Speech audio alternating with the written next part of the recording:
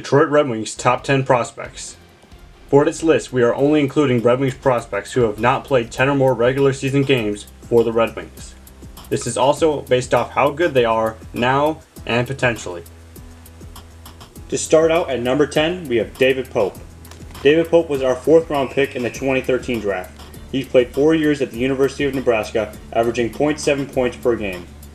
Although he's no Ovechkin, he has an amazing shot and leadership. Will help Grand Rapids this year and hopefully soon in Detroit. Number 9, Jonathan Bergeron. The smaller 2nd round pick from this year's draft is not someone to overlook. His passing and playmaking ability is amazing enough to get him 39 assists in 38 games, along with a 1.5 per game average. I am personally looking forward to seeing him play some more. Number 8, Patrick Rybar. Rybar signed with the Wings last May, and if he continues to play like he has in the Prospects Tournament and preseason, Bernier won't be the only one challenging Howard for his starting job this season. At number 7, we have Joe Hicketts. The tiny 5'8" defenseman who works his tail off is at number 7. Hicketts would be higher, but his stat fall dropped him down the list. In 2017, he had 34 points in 73 games to 12 points in 67 games for the Griffins.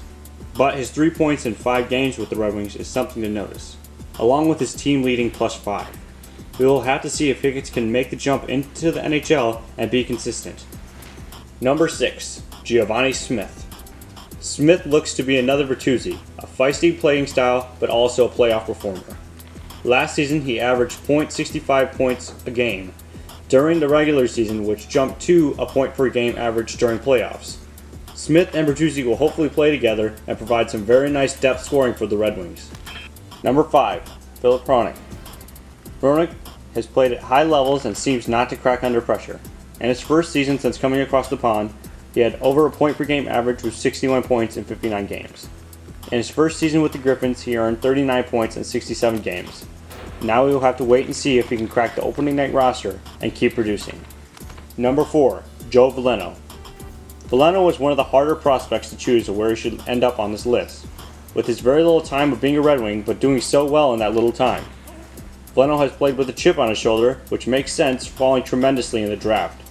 He plays similar to Larkin, using his speed to make plays happen. Hopefully we will see him flying around in Detroit soon. Number 3, Filip Zadina. The goal scorer who somehow fell to us at 6th lies at number 3. Zadina is very shoot-first oriented and loves to bring that offense. Zadina had 82 points in 57 games in Halifax last season, although he has yet to translate that ability, only earning 3 points in 4 games, while fellow draftee Veleno had 7 points in 4 games in the Prospects Tournament. Also, as of this point in the preseason, he has no points. I don't believe Zadina is a bust, but maybe some more seasoning might help, maybe in the AHL, since he will be allowed to play in Grand Rapids this season. Number 2, Dennis Cholowski.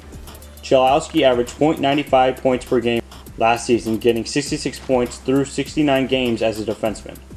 His ability to move the puck up ice and quarterback the power play is something that is rare in Detroit. And if he does end up in Detroit this season, I expect him to quarterback the 2nd power play unit, maybe even the 1st. Number 1, Michael Rasmussen. The 6'6" beast of a center is our best prospect. Why? Because he has everything.